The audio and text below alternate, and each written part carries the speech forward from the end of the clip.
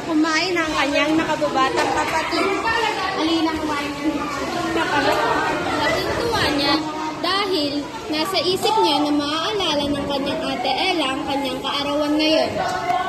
Maalala ng aking ate ang aking parang ngayon. Hindi ko naman kumain ng bahay. Oh. Yung ako bigyan ng pagkain.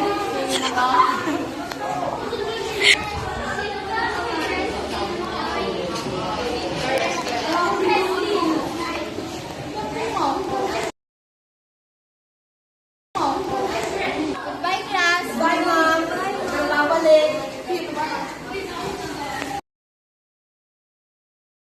Nang makauwi silang dalawa, di pa rin naalala ni Ella ito. Kaya't nalungkot ang nakababatang kapatid ni Ella. Nang mapansin niya, Nabihis ka na at kakain. Sige po. nang mapansin niya ito, nagtaka si Ella. Bakit tila'y malungkot ang kanyang kapatid?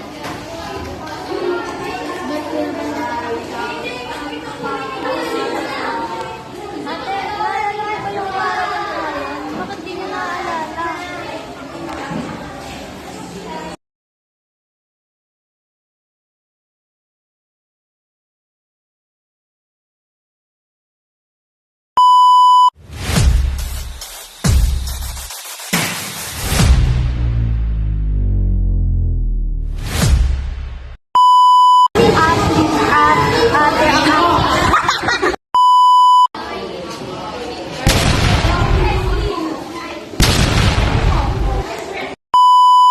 Yung ako bibigyan ng pagkain.